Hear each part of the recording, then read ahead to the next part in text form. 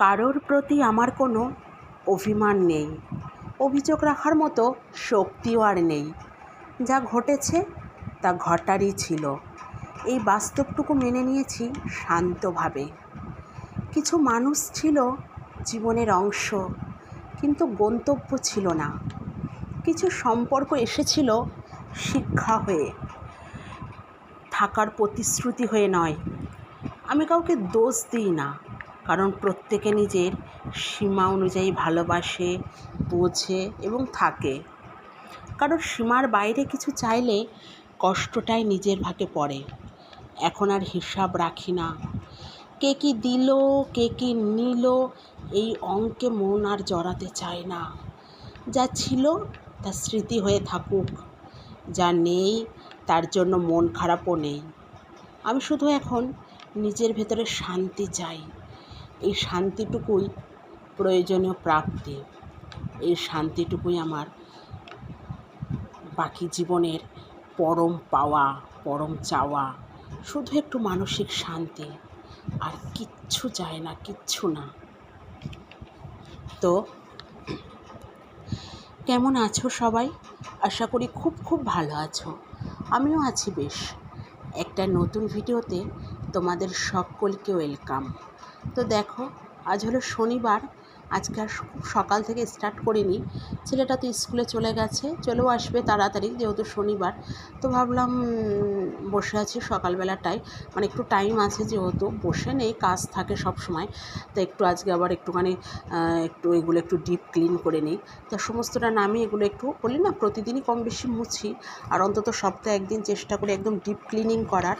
তো সেগুলো একদম ভালো করে একদম ডিপ ক্লিনিং করে নেব। ফার্নিচারগুলো সব প্রচুর ধুলো পড়ে, এত ধুলো কোথা থেকে আসে আমি বুঝি না, প্রচুর ধুলো জমে জানো না। তো সেগুলো একটু পরিষ্কার করে নিচ্ছিলাম। আর বললাম না, শনিবার চলে আসবে ছেলেটা তাড়াতাড়ি, তো ঝটপট করে নেব, নিয়ে তারপরে রান্না বসাবো। তো বসে থাকতে মন চায় না, সবসময় মনে হয় কিছু না কিছু করি। আর প্রচুর কাজ থাকে প্রত্যেকটা সংসারেই কম বেশি, আর আমারও তাই।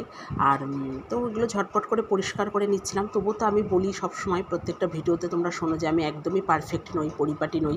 যতটুকু না করলে নয় আর কি, ততটুকুই করি, চেষ্টা করি করার। সবটা হয়তো গুছিয়ে উঠতে পারি না, বাট চেষ্টা করি। আর এই যে আমার হাতের এই শোপিসটা দেখেছো, এটা ভীষণ সুন্দর না? এটা আমাকে একজন গিফট করেছিল। তো যাই হোক, এটা ভীষণ সুন্দর, বিয়ের পরেই গিফট করেছিল, এই জন্য এটা এখানেই থাকে, এই ড্রেসিং টেবিলের এখানেই রেখে দিয়েছি। খুব সুন্দর এটা। এটারও ভেতরে প্রচুর ধুলো জমেছিল, সেটা একটু কলিংটা দিয়ে ভালো করে মুছে নেব। মোছার পরে ভীষণ চকচক করছিল এটা। মুছি উপর থেকে হালকাভাবে, আর এটা মানে প্রচুর ডিজাইন, তো ভেতরে একদম সমস্ত জায়গায় ধুলোবালি জমে। তো যাই হোক, সেগুলোই ঝটপট করে পরিষ্কার করে নেব। নিতে কিছু কথা তোমাদের সাথে শেয়ার করলাম, যে একটা সময়ের পর, একটা নির্দিষ্ট বয়সের পর না, আমাদের মনে হয় কোনো চাওয়া পাওয়া সব কিছু থেকে সবথেকে দামি হয়ে দাঁড়ায় যে জিনিসটা, সেটা হলো শান্তি, মানসিক শান্তি। দেখবা প্রত্যেকেই একটা বয়সের পর, একটা নির্দিষ্ট সময়ের পর না, আর কোনো ঝুট ঝামেলা চায় না, কোনো অশান্তি চায় না, কোনো মানে অতিরিক্ত সমস্ত কিছু, চিৎকার চেঁচামেচি, গ্যাদারিং, মানে এরকম যাই বলো না কেন, সব কিছু থেকে একটু নিরিবিলি, একটু শান্তি, একটু মানসিক প্রশান্তি, এগুলোই জীবনের পরম পাওনা হয়ে দাঁড়ায়। এগুলোই মনে হয় জীবনের সব থেকে পরম চাওয়া, যেগুলো পেলে আর জীবনে কিচ্ছু চায় না। কি খেলাম, কি পড়লাম, কত টাকা পয়সা, সোনা দানা, জামা কাপড়, এগুলো ম্যাটার করে না লাইফে। আর শান্তিটাই পরম পাওয়া, শান্তিটাই হলো মেন ব্যাপার। তো একটা সময়ের পর এসে এটা আমরা প্রত্যেকেই হয়তো কম বেশি ফিল করতে পারি, প্রত্যেকেই অনুভব করতে পারি, বা প্রত্যেকে পারি কি না জানি না, কিন্তু চাওয়া পাওয়ার থেকে এটাই সব থেকে বেশি প্রাধান্য হয়ে দাঁড়ায়। আমার তো এখনই যত দিন যাচ্ছে, যত সময় যাচ্ছে, বয়স বাড়ছে, এখনই মনে হচ্ছে যে জীবনে কি পেলাম না পেলাম, কে আসলো, কে থাকলো, কে চলে গেল, এগুলো ম্যাটার করে না। এখন মনে হয় শুধু একটু শান্তিতে থাকতে চাই, চুপচাপ থাকতে চাই, একটু নিরিবিলি থাকতে চাই, একান্তে থাকতে চাই, নিজের মতো করে সময় কাটাতে চাই। ওই হই হট্টগোল, চিৎকার চেঁচামেচি, অশান্তি, ঝগড়াঝাটি, এটা হলো না, সেটা পেলাম না, এ হলো না, সে হলো না, এগুলো আর ভালো লাগে না, জানো তো, কেন জানি না। আর যত দিন যাচ্ছে বেশি করে মানে ভগবান নিয়ে থাকতে চাই, ভগবানের সাথে সময় কাটাতে চাই, মানে ভগবানের চরণেই যেন অপার শান্তি, আর কিচ্ছু চায় না, জানো না। তো এগুলোই তোমাদের সাথে একটু শেয়ার করি। আর ভগবানকে খুব করে ডাকি বাকি জীবনটা যেন একদম ভগবানের চরণে ঠাঁই হয়, ভগবান যেন একটু কৃপা করে, ভগবান যেন একটু মুখ তুলে তাকায়, এটাই দিনরাত প্রার্থনা করি। আর কিচ্ছু চাই না, কিচ্ছু না। ভালো বাড়ি, দামি গাড়ি, ভালো বিছানা, আলমারি ভর্তি জামা কাপড়, ব্যাংক ভর্তি টাকা, সোনা দানা সব থেকে যাবে, জানো তো। এই যে আমরা সারা জীবনে এত এত কষ্ট করে উপার্জন করি ভালো থাকার জন্য, সত্যি কি সব টাকা আমরা ভোগ করে যেতে পারি? একবার আমাদের প্রত্যেকের ভাবা উচিত, প্রত্যেকের একটা সময় বসে চিন্তা করা উচিত, এই যে আমরা এত এত পরিশ্রম করি বা এত সৎ পথে অসৎ পথে যে যেভাবে পারি এত কিছু জমিয়ে যায় আমাদের ভবিষ্যতের জন্য।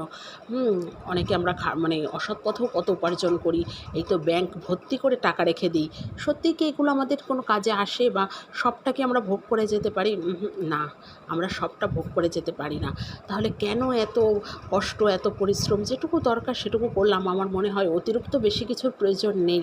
জীবনে ভালো থাকার জন্য না অনেক কিছু লাগে না, খুব সামান্যতেও জীবনে ভালো থাকা যায়। ভালো থাকাটা খুঁজে নিতে হয়। জীবনটা খুব সুন্দর, জানো তো, জীবনটা ভীষণ সুন্দর। আমরা নিজেদের মতন করে আমরা ভালো থাকাটা যদি খুঁজে নিতে পারি, তাহলে জীবনের থেকে সুন্দর আর কিছু হতে পারে না।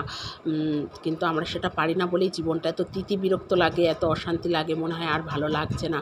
জীবনের মতন অশান্তি আর কিছু নেই। কিন্তু জীবনটা ভীষণ সুন্দর আমরা যদি ভালো থাকাটা খুঁজে নিতে পারি। কিন্তু ভালো থাকাটা আমাদেরকে প্রত্যেকের খুঁজে নিতে হবে। তো এগুলো মনে হয়। আর এই কথাগুলো শুনে অনেকে বলে আমি জ্ঞান দিই।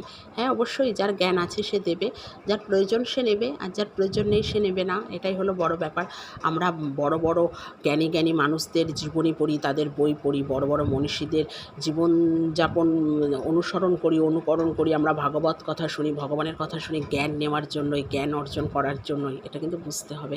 তো যাই হোক, আজকের ভিডিওটা খুব ছোট্ট একটা ভিডিও, অনেক কথা শেয়ার করলাম, অনেক কথা বললাম। তো ভুল ত্রুটি কিছু বললে সেটাও কমেন্টে জানিয়ে যেও, আর যারা আমার সাথে সহমত হলে সেটাও জানিও। তো দেখো, আজকে কথা বলতে বলতে অনেকটাই সবটাই দেখালাম। আজকে রান্নাবান্না আর শেয়ার করিনি। তো তারপরে এখানে একটু দুপুরে খাওয়া দাওয়ার পরে প্রচুর বৃষ্টি এসেছিলো, মেঘ ডাকছিল প্রচণ্ড। তো এটাই বসেছিলাম বারান্দায়, বসে বৃষ্টিটা উপভোগ করছিলাম। ওই যে বলি না, আমার খুব ভালো লাগে চুপচাপ বসে প্রকৃতি দেখতে, বৃষ্টি ভালো লাগে, বৃষ্টি বিলাস ভালো লাগে। তো সেটা এখানে বসে বসে উপভোগ করছিলাম। ঠান্ডা একটা বাতাস দিচ্ছিল, আর মন প্রাণ সব জুড়িয়ে যাচ্ছিল। চলো আজ এই পর্যন্ত।